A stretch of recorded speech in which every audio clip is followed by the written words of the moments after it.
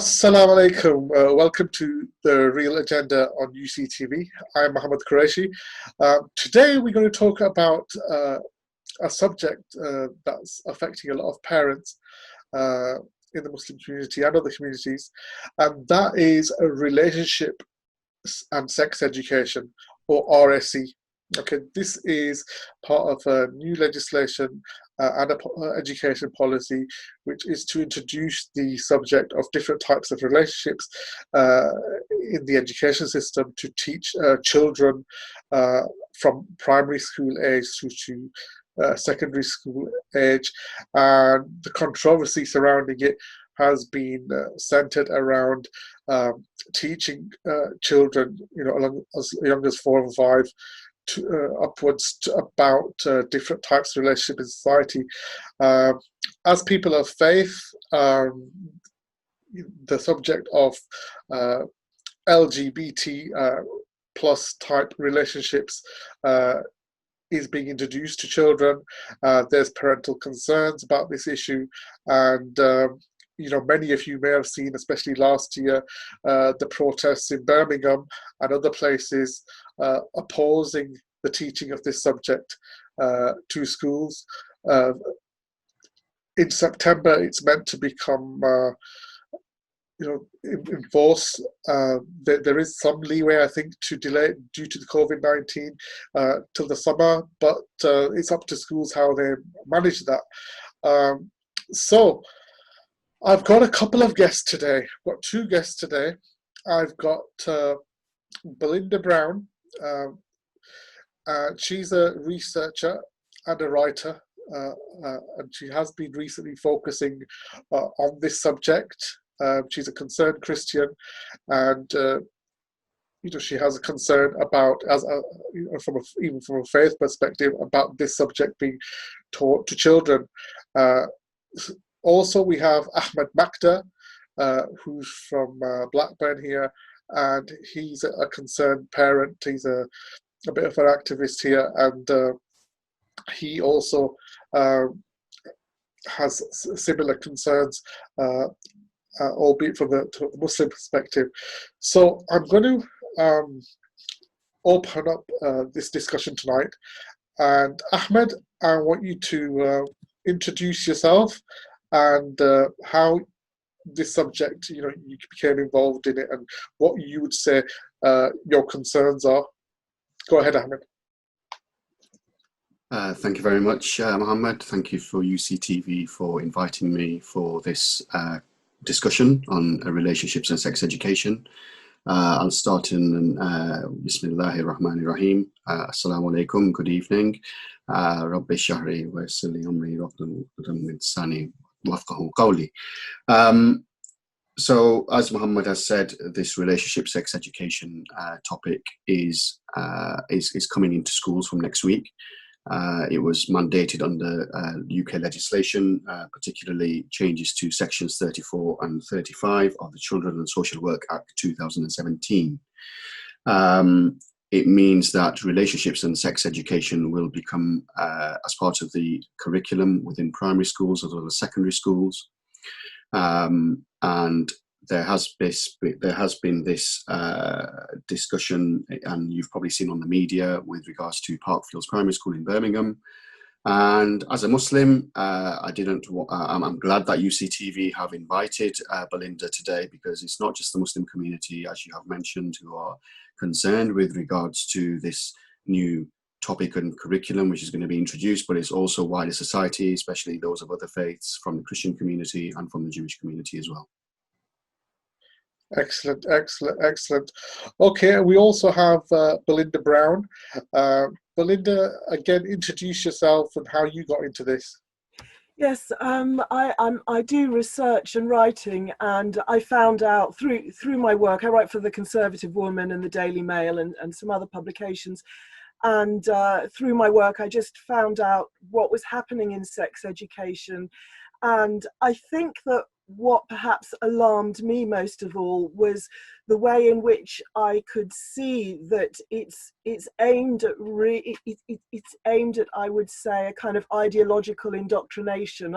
I've studied the material extensively, and it's not about two mummies and two daddies as we are told. It's actually about significantly changing the whole world view, the whole way we understand the world, the way we understand parenting, relationships, reproduction. They talk about smashing heteronormativity, and that is very much what they want to do. I think people don't realize the extent to what we're dealing with is changing the whole way in which we understand society. So that's that. I mean, I do have children as well, and it certainly is also a great challenge to the Christian religion, but I'm really concerned about its impact on the future generations, to be honest, whether Christian or not, for Muslims, for everybody. I don't think parents actually understand what's going on. Okay. Ahmed, what do you think is going on? So there was this taking it back to when this issue came into the national media through the protests, through this Andrew Moffat and the No Outsiders programme, and this was all under the banner of British values and respecting each other and whatnot. But there was some concerns there with regards to the indoctrination that was happening to those children and those schools which had partaken. I think it's fair to say that we do live in a society where people choose to have their own choices in lifestyle, and I'm not homophobic. I'm sure that you aren't. I'm sure Belinda isn't. I'm sure many other people aren't. And we've grown up to be adults and parents in society, to be accepting of people. I think that it's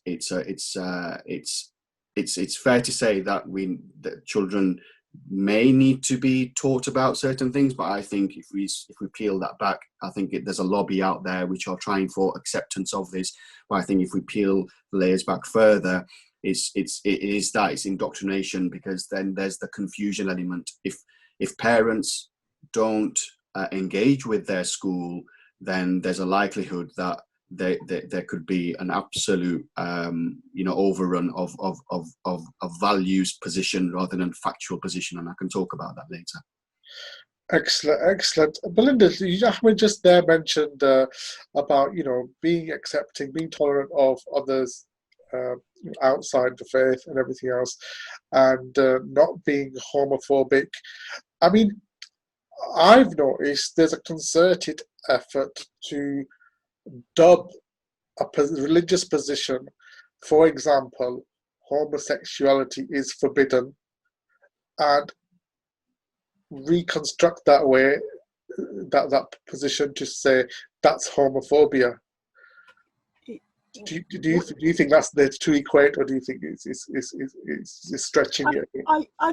I think it's completely wrong. I mean, speaking from a Christian perspective, yes, we do say homosexuality is a sin, and because we say homosexuality is a sin, it is said that we're homophobic. But the fact of the matter is that loads of things are sins. Sex before marriage is a sin. Lots of things are sin.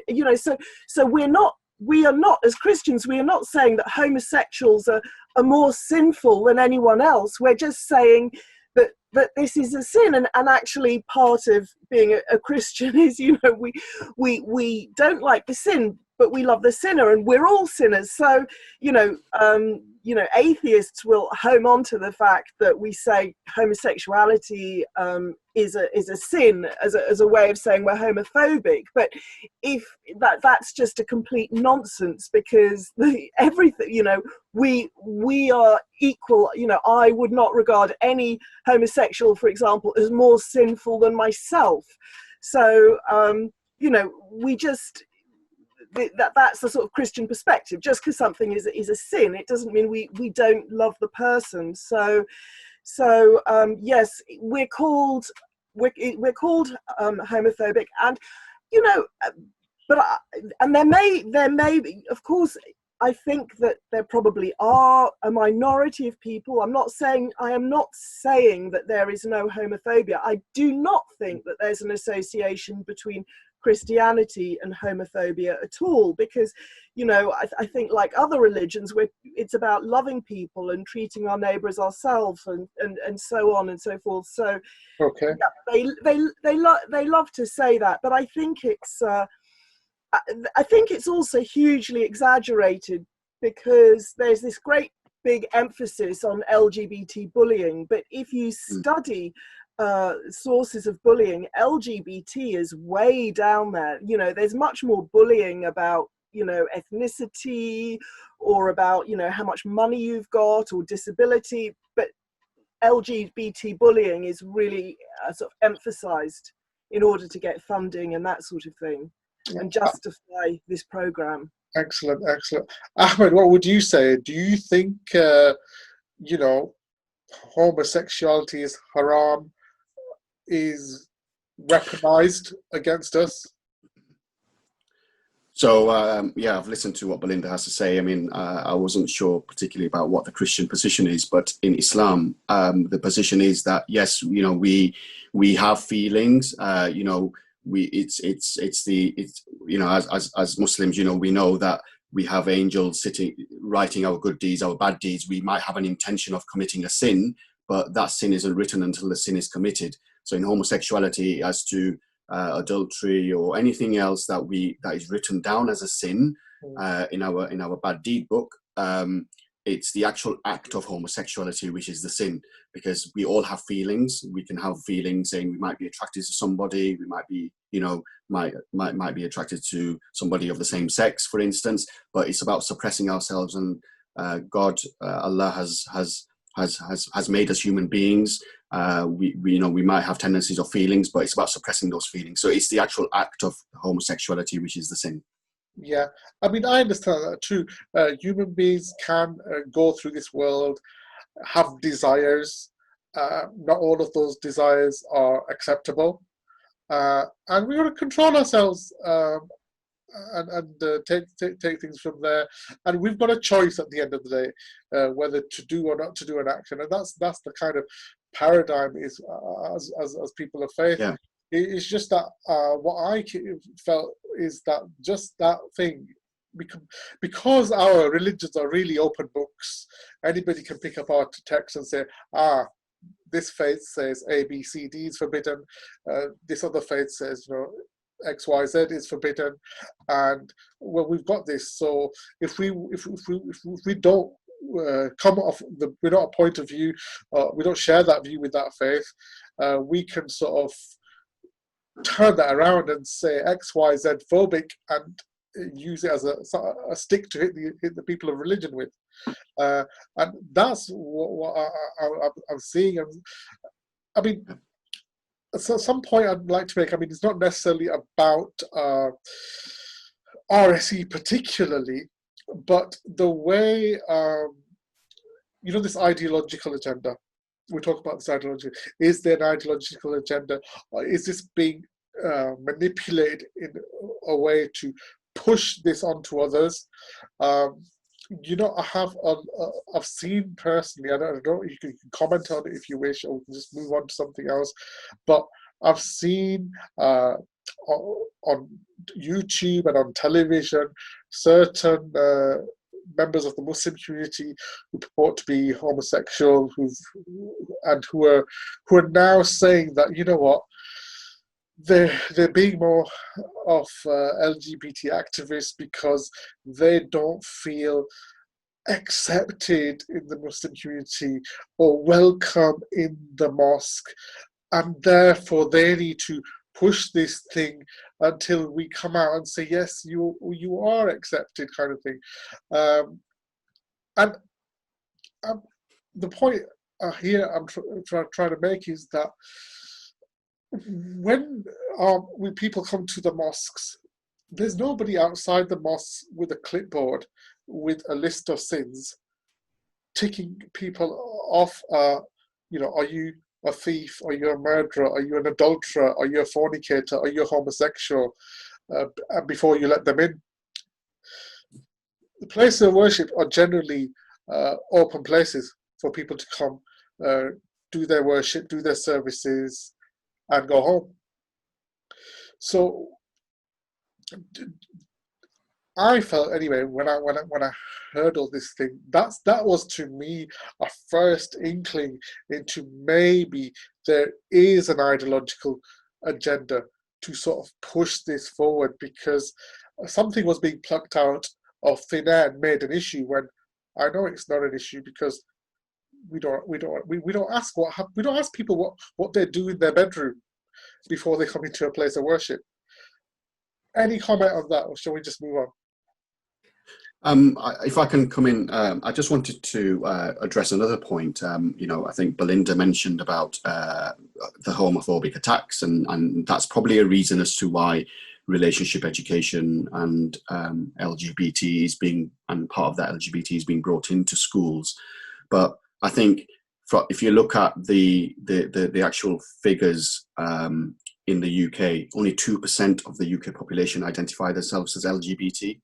But if you look at actual attacks on minority community, and if I mention the Muslim community, Islamophobia has shot through the roof, and since especially 2016. So there should be an importance of actually curbing race hate attack, and to bring this subject in on the premise of possibility to say that this will stop the bullying in schools. And as Nick Gibbs actually did say last year in June in Parliament, when he stood up and the guidance was, the actual parental and the school guidance was released that evening, he did say, and he made mention and reference to, and it's all online, he did make mentions to that, the teaching of relationship education will be the ultimate responsibility of the school and the head teacher's final call. However, he would encourage, and he used encourage, and they use encourage throughout all of their guidance. So that's another point for parents and those watching to bear in mind. So relationship education isn't mandatory per se, it's encouraged. And if you read the documentation on the government, you'll see that. So it's not mandatory. Anyway, going back to what Nick Gibbs said, he said that it would be encouraged for the teacher to bring the teaching of relationship education forward in the early years if there is any homophobic bullying taking place in the school playground or in the school setting at whatever year. So, for instance, as parents, you would want to maybe say and have that say allow for the teaching of this particular topic in the later years. So ideally you want it to be in primary school in year 6 before they go on to secondary school. But what Nick Gibbs said is that if there is a child who may be confused about their sexuality, for instance, and this doesn't help, unfortunately and sadly, and that child is bullied for their sexuality, or they may walk differently, dress differently, I don't know. But that would be then ultimately be brought into the attention of the teacher, the head teacher, and the teacher can then make that decision to say, I would like to then teach it into the earlier years. And I think you mentioned it at the very beginning, just to clarify as well, that primary school setting actually starts in reception year. So reception year is year 4. 4 years of age. Some children do start at year 4, and then in year 5 is when you go on to your first year 1 within the primary school setting. But within the primary school education setting, you have the reception years, and then you have the key stage 1, and then into key stage 2, and then you move on to key stage 3 in secondary school. So that's what I wanted to address in terms of the attack element into what Belinda mentioned earlier. Go ahead. Yeah, I mean, what I think was interesting was the way in which Andrew Moffat actually brought out his RSE program, No Outsiders, into the Muslim community. I mean, I thought this was an extraordinary thing to do when it's so obviously opposed to the values. And you know, his argument was that this is integrating and teaching, you know, integrating people by teaching them British values, but actually there's nothing more likely to alienate people than to force a subject which goes completely against their religious belief on their young children. So I thought it was really quite an antagonistic thing to do. But what's also interesting, I feel that by introducing relationships and sex education to the Muslim community who would protest and object, he effectively, it was a way of saying, look, if you object to RSE, then you're an extremist like these Muslims. I'm afraid that is exactly what's going on. Look, the people who object to this, they're extremists. So then he can go on and introduce it in other places and no one will dare to object, because then they can be assimilated to the extremist labels. So I thought it was really disingenuous to pretend that this was being done to sort of, you know, help with the prevent agenda and help integrate the Muslim community. Nonsense. I think it was really a way, it results more in alienation, you know, and I, you know. I mean, you mentioned the extremism and the prevent agenda. I mean, there was a document, I think a guidance document of some sort, which was actually giving guidance to teachers about parent activism and organizing themselves and using legitimate means, let's be honest, of organizing, whether that's social media, WhatsApp, what have you, to basically campaign against this introduction of this subject for their children. And it was things like reporting them as extreme, calling in prevent and social services to deal with them. In the background of this, there's supposed to be a consultation taking place with parents to gauge their views and take them into account. And when parents organize themselves to sort of do that, because perhaps they feel it's not taking place or they need to do it in a collective way, then they're being threatened with the arm of prevent and social services for exercising a legitimate right.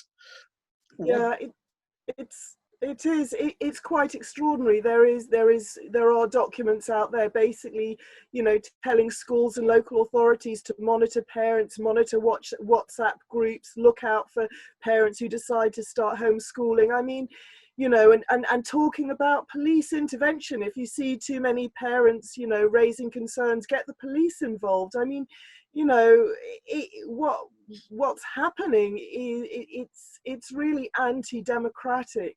It's really opposed to free speech. I mean, in this country, we've always used these forms of participation as ways of communicating our views in a democratic way, and now we are being actively prevented from doing so.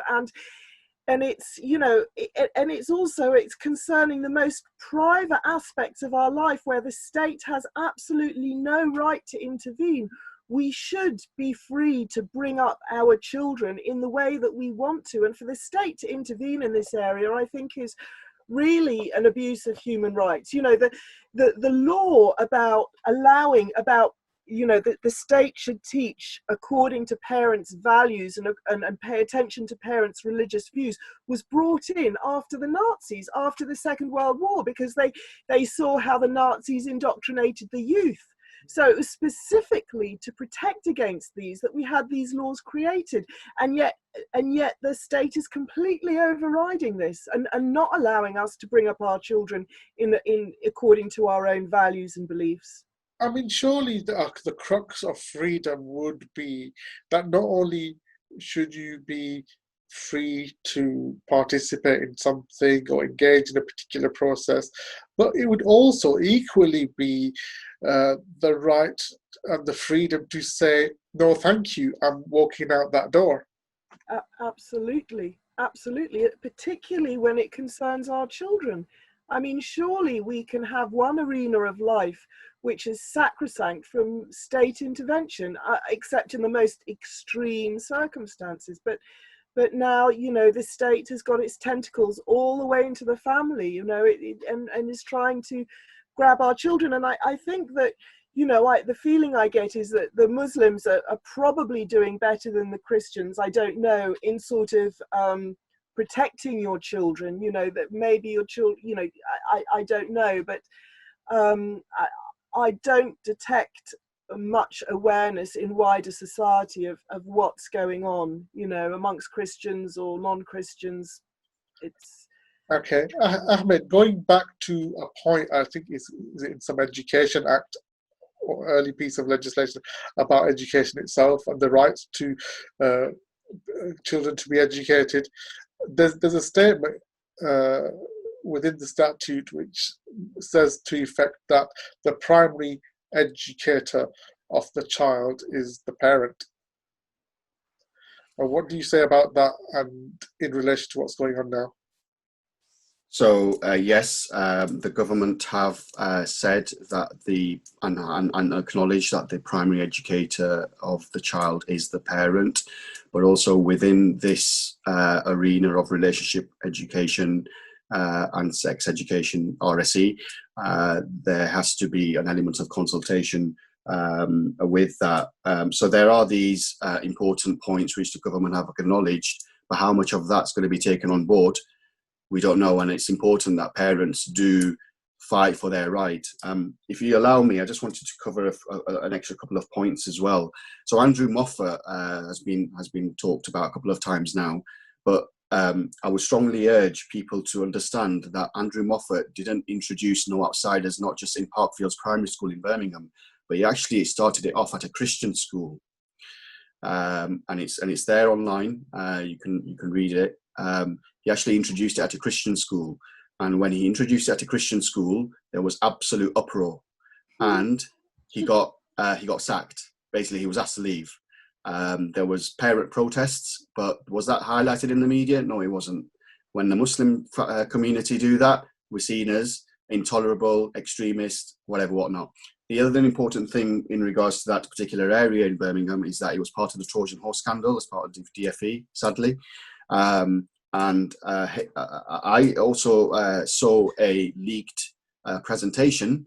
We've talked about the prevent agenda and extremism and labelling these children. So within that Trojan horse area, the head teacher of Parkfields, Hazel Pulley, she did a presentation, slide deck on PowerPoint, and it made reference to that no outsiders needs to be taught so that the Muslim children are not turning out to be extremists. So my point, my question would be, is that how many, again, going back to attacks, how many Muslim people have been convicted of an attack on somebody who is from the LGBT community?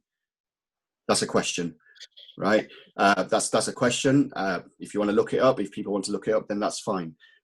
So there was this. There's the reason why that was brought into Parkfields Primary School and Anderton, I think, is simply because of that main point that Muslim children do not become extremists. And we know that if you Google extremists, if you Google terrorism, terror, the people that are going to be showed on the Muslim community on Google, and it's that. So yeah. Okay, Belinda. No, that's really interesting. You know, it rings a bell when he says it, but it's, you know, it's that I think that's true, and the implication of introducing it in that area is that there was homophobia and attacks on LGBT, and I think there was absolutely no evidence of that in Birmingham. There wasn't, you know, in the schools where it was introduced. I think Ahmed is right. You know, they're pretending that they needed educating against homophobia, but they didn't. Muslims are not attacking LGBT people, and no, they're not. So, you know, that's interesting. Very good point, you know. And if I can come in as well, in terms of family structure, you know, the essence of family is sacrosanct in all communities, you know, and by teaching children and possibly confusing a child into a lifestyle choice, because bearing in mind, as a Muslim, we know that it's in our fitrah. Allah has given us a natural disposition that we are male, we are female, and we are attracted to the opposite sex. But by potentially teaching this, and if it's railroaded in an education setting, then that could really potentially cause a troublesome mindset in our young children, because potentially a teacher could stand in the classroom and say, Oliver, your best friend is Jonathan, whereas Oliver's best friend could be Sarah, and your best friend could be your boyfriend, Oliver. So by using those terminologies, possibly that could confuse that child, and the same goes for a girl. But one other point I wanted to raise as well is the going back to the setting of parents having the ultimate right, and I'm going to read something which I've got on my screen. Parents have the fundamental human rights under international law to raise and have their children educated according to their own beliefs and values. And I reference Article 26, Section 3 of the Universal Declaration of Human Rights, 1948, states that parents have a prior right to choose the kind of education that shall be given to their children. No teaching which contradicts or imposes on the child's beliefs and values, including their family, should be taught. So that's enshrined in human rights, universal human rights. So how can British law, I think it's a question, isn't it? How can British law supersede something which is written in human rights law? Okay, excellent. I think we will come back to human rights, and I believe there's a judicial review case on its way. And we will return to that subject. We'll try and tackle that subject after our short break, where we'll break for some advertising from our sponsors. So be right back.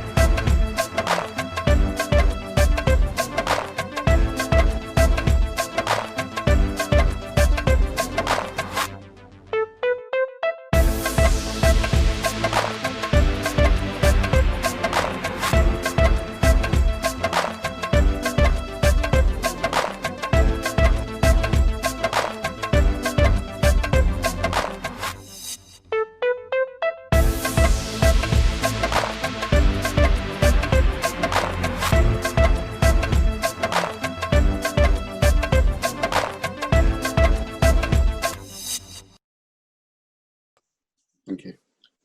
Welcome back. We're going to continue with our discussion now regarding relationship sex education. And Ahmed had, before the break, made a crucial point about how the right to educate children according to their parents' beliefs and values is enshrined in the Universal Declaration of Human Rights. And perhaps is the UK, the way it's behaving regarding this issue, or where the direction the schools are taking, is this perhaps going against the grain of that? Now, I understand there's either it started or it's in the process of starting a judicial review related to this relationship sex education. Is that correct? And what are the details, Belinda? Yes, there is a judicial review which is being run by Let Kids Be Kids. They're actually still in the process of raising funds for it, but this judicial review is absolutely crucial, because what they're challenging is this idea that relationships education is compulsory. Because if you look at an awful lot of the content of relationships education, parents will feel that it does go against their values, But the aim of the judicial review, I mean, this is something which should be of interest not only to people of faith, but to all people. I mean, I don't think it's necessary, you know, you don't have to be Christian or Muslim or Jewish to be concerned about a lot of the content within the new RSE program, and so they're really a coalition for all parents. So I think it's, you know, hopefully there'll be some links and people can you know, perhaps contribute towards it. But the other thing that is also happening is that we're also campaigning for a watchdog to monitor all the materials, because once you start, there are huge, I think what people need to understand is that there are 3 different steps to RSE. One is the law, and if you read the law, it sounds fine. And then the second step is the guidance, and the guidance, you know, is a bit, you know, maybe not quite as we would like it, but you know, guidance perhaps slightly problematic, but it's okay. But the real issue is the resources, because there are a huge number of providers. You have to understand this is a very lucrative business. So there are a lot of people who are producing materials which they are then selling to schools, and a lot of these materials have a very clear agenda of indoctrination. And so these materials need to be reviewed. So this is what we're currently campaigning for, is a watchdog, and we've got a petition out at the moment to get people to sign up for you know, to say that they would like to have this watchdog. And the other thing that we've just launched is called the RSE review, and maybe we could put a link below to that as well, where parents can see some of the materials that are available, because a lot of these materials are behind a paywall, and parents just don't actually know what is being imposed on their children.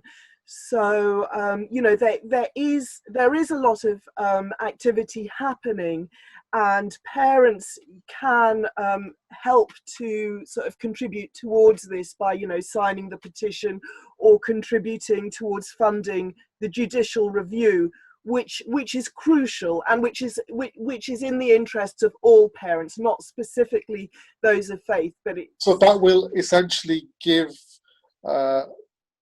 some transparency on what kids are being taught. So, you know, well, that's there's nothing hidden from the parents, essentially.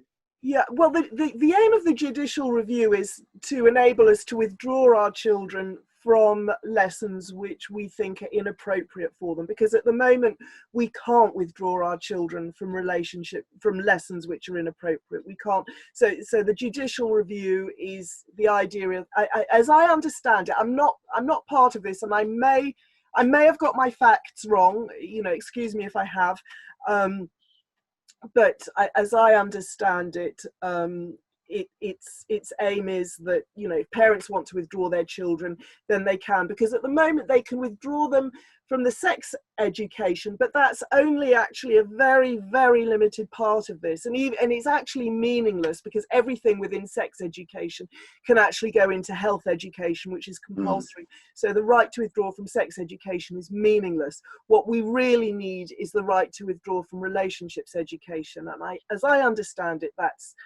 that is their aim. And the review, the watchdog, will make things transparent. The watchdog should examine all the materials which are being sold to schools and effectively to our children.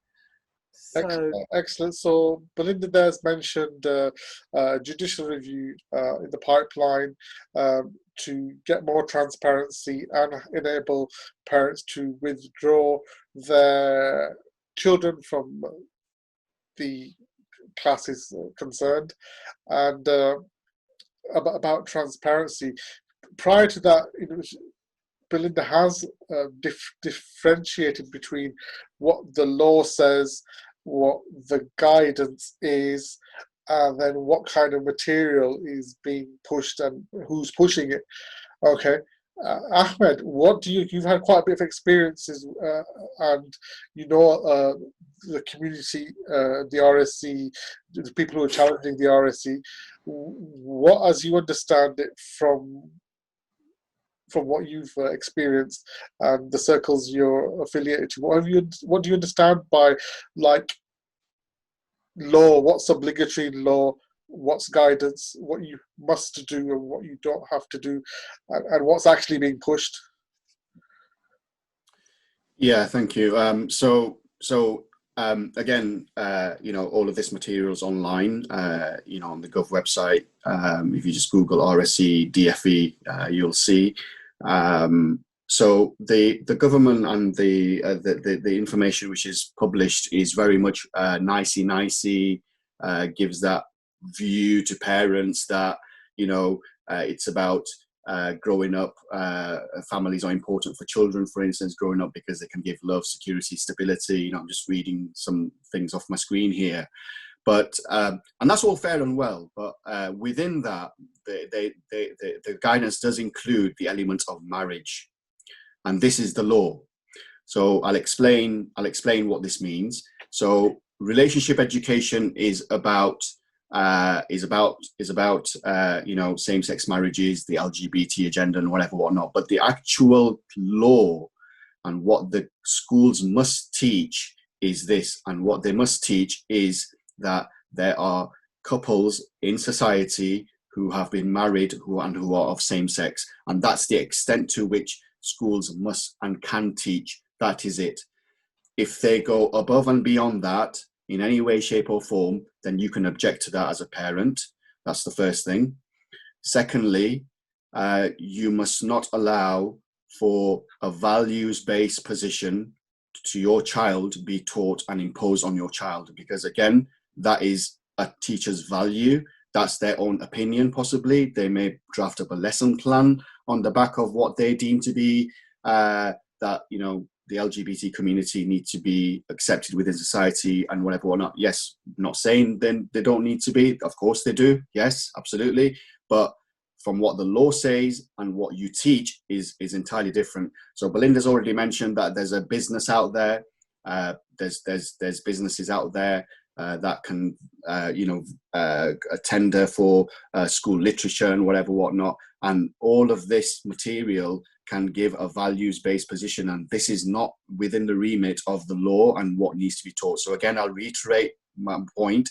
The law actually says that, and the law is the Marriage Same-Sex Couples Act 2013, so covering same-sex marriages within society.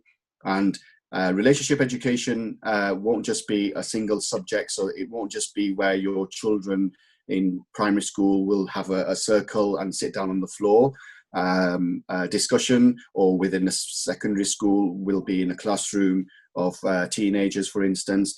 It will be cross-curricular. So what we mean by cross-curricular, there'll be questions asked, or for instance, a maths question could be husband and husband Jack and John, for instance, or something like that.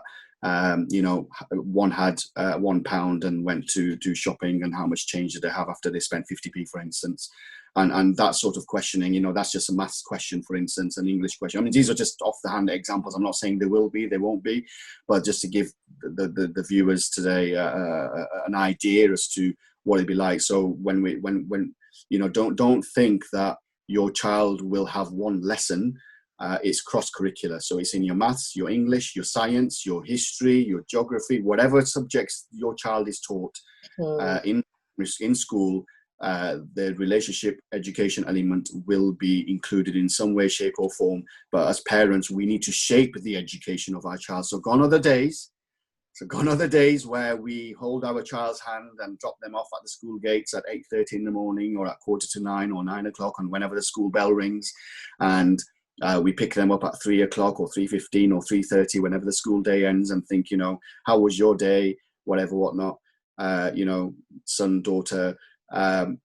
Now you need to take an active involvement in your child's education. Do not sit at home thinking that I entrust my child in the setting of a school, because how can you trust them when we have discussed as to what could potentially be going on? And not all schools will do this. You know, some schools will be appreciative and understanding of the religious aspect of the background of your child, but it's up and the values of your child. You know, this is not just the Muslim community, the Christian community, the Jewish community, or whatever faith community, but it's people who are of no faith and of moral standing, because they still believe in that family unit, and they still believe that my child should not be taught this, and they will be taught about certain issues within the home, and we know that.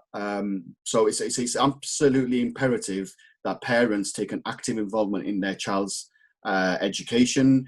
Perhaps set up a working group. You know, don't go in like a bull in a china shop. You know, speak to the head teacher. Say, I'd like to take an active involvement in terms of this, because I'm quite concerned, and I understand from what I've read out there or what I've heard or whatnot, and I want to work with you. I want to work with the school. I don't want. Excellent. That's fine. Approaching the head teacher about this subject and seeking to be consulted and work with the school. That's good. What happens? Okay, that's one parent going. Well, what happens where that's not so forthcoming? Can parents do something more? Is there resources out there? Is there organizations out there which they can utilize to empower them further? Are you going to? Yeah, go for it. I mean, I think well, they're different. I think what Ahmed says is really important, because this is happening. It's supposed to be introduced across the curriculum, and a number of providers are doing this. So they'll be talking about two mummies, two daddies. And I also just want to mention, before I answer your question, that there's also going to be a lot of gender confusion going on. There's a lot of stuff out there which is sort of teaching children that they can change their sex or choose their sex. So there's some really confusing stuff that's going into the curriculum. And a couple of things. I mean, one is, well, if you do get involved with a school, just to always keep a paper trail of everything. But I think, you know, what we are seeing, and maybe we'll see more of following on from COVID, is there are quite a few people, certainly in the Christian community, who are choosing to home educate. I mean, there are a lot of online home education resources, and this agenda, this sort of, you know, getting rid of heteronormativity agenda is so all pervasive throughout the curriculum that certainly amongst the Christian community, I think there are quite a number who are choosing to home educate, and also outside the Christian community. You know, it's just that schools are becoming tools of indoctrination, and if you don't want that, it may seem a bit of a last resort, and it may not be possible for a great many people. But home education might be one of the safest resources, you know, and do check what facilities there are in your local area. You know, are there groups your children can join in? Because home education doesn't mean that they just stay at home. You know, you link together with other families and other children, and you create classes in little groups. So it's not that your children won't be out there mixing with other kids. They will still mix with other kids, and it can be a very positive thing. So, you know, that is one way of escaping what's going on. But first off, let's just try to battle it, you know. Yeah, sure. I think I've mentioned more than once when discussing this subject in recent times that, you know, perhaps, you know, people think about, maybe about a year ago and beyond, people would think home education is such a big thing to take on. But, you know, we've had a pandemic, we've had kids at home, we've had them on Zoom calls, we've had them on YouTube, we've had them doing tests. You know, they have been home educated to some extent. Parents have been made to take a role in their kids' education because of the pandemic. Whatever people think of the pandemic, in some ways like this, perhaps it's a blessing in disguise. You know, maybe parents can feel empowered by it, that maybe they can home educate their children, just because what the pandemic has thrust upon us as a society. So there are those aspects to consider. So, I mean, I think a lot of parents might be dreading the fact they can't wait for their kids to go back to school. Yes. But the flip side of it is that, well, actually, look, you've learned something. You've had to. I think everybody's had to come across or deal with certain types of changes in different spheres, just as a direct result of the pandemic itself. So home education, Ahmed, what do you think? Honestly, so like you say, the COVID pandemic has probably been a blessing in disguise for concerned parents like myself and others out there. And for those who are not aware of this new curriculum coming into schools, they hopefully are now aware during watching this program, and go online, do your own research, whatnot. Homeschooling, I, as someone who works, I found it difficult because I've got to balance work with the children, but it does need dedication, and you need both parents to be actively involved within your children's education. I just want to reference a talk that I went to, I think last year, and this topic of homeschooling came about, and this one woman from the Muslim community, I think down in London, she homeschooled all of her children, and she's got several children, in fact, and she didn't homeschool them through primary school and secondary school, and all of her. So I think bar one. All of her children have got their GCSEs.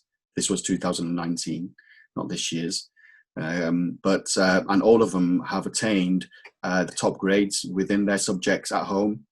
And this lady had given the reason as to why that is because she said that I could get rid and not teach and choose not to teach those subjects which weren't really worthy of my child's education and for their career.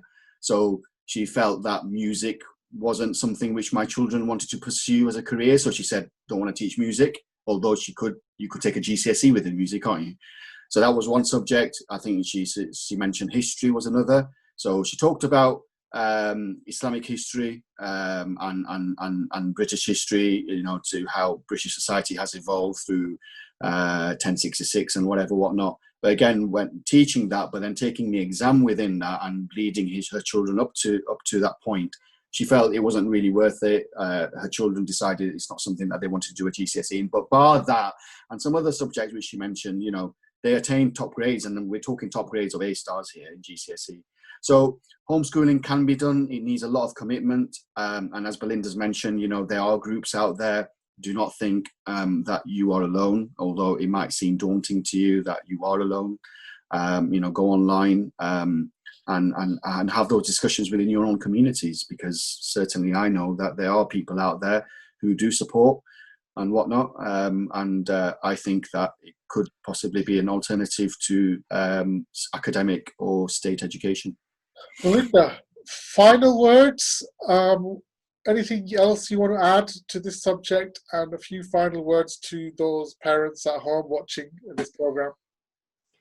Yeah, I mean, one of the things that I've been a bit struck by is I think that often parents don't actually understand quite what this RSE agenda is doing, not just about LGBT, but I think I would just really encourage parents to look at the resources and really look at what's going on and engage with it and think about, what you want for your child, and perhaps you would want something better for your child than what's happening in schools. I think I just want to encourage parents really to do their best to find out what the resources are. You may have a school which is absolutely fine. This is the thing. There are so many different providers. We don't know what will end up in our children's school, and just to engage and I think if I think if the state and schools know that we're watching this, that we're on their case, they're going to be a bit more circumspect about what they introduce. You know, we've got to show that we really are watching this. Would we just on that point, Belinda? Do we need to be careful, because if this is ideologically driven and a strong effort campaigning behind this, I would think the worst case scenario is that they want to target every school. Yeah, it is. I mean, they are targeting all the schools, and it is. The thing is, as a researcher, when I look at the agenda, is actually very deep. It's not just. It's going to. If you examine what's going on, it's about destroying the idea of male and female. It's about destroying the idea of linking reproduction and sex, destroying parenthood and marriage. It's destroying all the institutions of society. And I think that actually it is actually infiltrating, even when the materials may not seem, on the surface they may look okay, but I think at a deeper level, this is going to have long-term implications for society, and just breaking. The aim of this is to break the fundamental institutions of society: marriage between a man and a woman, man and woman producing children, children being part of families. The whole idea of family as we understand it is under threat. It's no less than that. Family as we understand it. This RSE is putting family as we understand it under threat. From what you said earlier, I think that would be under the whole guise of smashing heteronormativity. Yeah. Ahmed, so final words from you as well. Look, Belinda's saying they're indoctrinating our children. It's more than just a few stories. It's something deeper than that. It might be even more than just, some people have two mummies and two daddies. I mean, where's this going? I mean, do we need to teach our kids, to respond back to these suggestions and say, well, some daddies have 4 wives, because we need to be included. What do you think?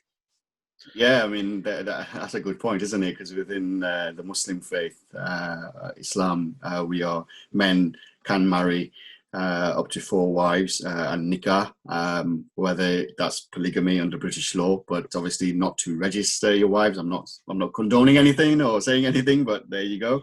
I have a few points which I want to probably finish on, but I've just got a letter here, and it is a letter-headed letter from the Minister of State for School Standards, Nick Gibb, and it was a letter which I received from him through our politician, and on the 4th paragraph, and I'll read it for verbatim. It does say primary schools are encouraged and able to cover LGBT content when teaching about different types of families. So again, I mentioned encourage, and I've got it here in writing that it encourage. A few points in terms of to finish on, probably. I think schools will push the ideology to parents on the basis of British values, and no doubt, Ofsted inspections are there to ensure that schools cover an element of British values, and no doubt this new curriculum coming in from next week, and those schools which have decided to delay to summer term, so that's after Easter holidays 2021, to teach relationship education per se. But schools will push for this. So if you as a parent ask for consultation or anything, and maybe say, well, I know that you shouldn't be teaching this because it's in law. So what they will say, well, okay, well, what about the Equality Act? Because Equality Act is the LGBT element of same sex, and that is covered within that. So they will push that. They will push that equality agenda and the Equality Act, and that's all fair and well. But going back to what we said earlier today, is that we live in a tolerant society, and as Muslims particularly, and I'm sure that all faiths, generally, you are law-abiding citizens. That means that you don't use your tongue to hurt anybody. And these are just standard ethics principles and whatnot. So that's the second thing I just want to touch on. And finally, I think the important thing is parents will be watching this and thinking, well, what can I do and what should I be doing to engage with my school? So I have those here, and I will just make mention of that. So number one, you need to ask your child's school whether they have consulted you about how and which resources they will use and when, including which year groups they will cover the curriculum outcomes of their relationship sex education delivery. Number two, what steps have they taken to ensure that their resources are appropriate? So this is to age appropriateness as well as your religious background. Good luck to that. That, if any, will be, but hey ho. How have they taken into account the age and religious background of the pupils, which I've already mentioned? And finally, from next week, you can ask the question, will they delay the implementation of relationships or relationship sex education until the beginning of the summer term, April 2021? And I'll just say that the Department of Education has clarified that schools can delay implementation because of the coronavirus pandemic due to that delay. Don't let your school not consult with you. That is your right as a parent. Don't allow for the school to even use coronavirus as an excuse to say we can't allow for parents to be in the school hall or within a room setting because of coronavirus and the local restrictions, possibly if you live in an area which has been locked down by your local authority, for instance, or by the state, and push for that, because that is your right. That is absolutely your right. If it wasn't your right, why would the government say that we're not delaying it until summer 2021? I think that's the question you need to ask them. So again, don't be brazen about the attitude to your teachers. Obviously show some respect to them, but ultimately, if push comes to shove, you need to tell them, saying, look, I have a right to actually understand what you're going to be teaching my child, and to consult with me and to consult with all the parents. I know that sorry, I'm just going to elaborate. I know that some schools, what they have done is they have invited or given time slot bookings. That is inappropriate, in my opinion. You should, you should be, as a school, you should be inviting a year one cohort's parents to the consultation and say, this is what we're going to be teaching, and lay it all out and be transparent and open about it. You have a year two consultation, invite all of the parents. The other thing, what I've found as well, is that policy documentation. So there has to be a policy documentation which has to be written with in line with this new curriculum. So that's the relationship and sex education policy document. Schools will draft the policy beforehand and present that to you as parents. Don't allow that to happen, because the idea of consultation is that you must go in with a clean slate. So that's the school must go in with a clean slate, explain what the curriculum and what you're going to be teaching. Show, if you're a good school, you would show your resources to the parents, and it's a two-way conversation. The school will tell the parents, and the parents can then respond accordingly. Be transparent in that. If the school don't cooperate in any way, then you could go to your local authority and make mention of that. But I think that's what I wanted to say in summary, that you have the right as parents with regards to this, and I think we've mentioned what the law states as well already. Excellent. Concrete steps there, step by step, from Ahmed there. And thank you very much both for contributing and attending today's program. Much appreciated. All right, folks, that's we're going to wrap the show up for tonight. There are links that have been mentioned, and I'm going to get both our guests to forward us those links, and we will try and endeavour to get those underneath within the Facebook post when this show is premiered. So parents, you can go and make use of those resources and educate yourselves further. Okay, so thank you very much. Good night. Jazakallah khair. Thank you for inviting me. I really enjoyed it. Thanks. Excellent. Thank you.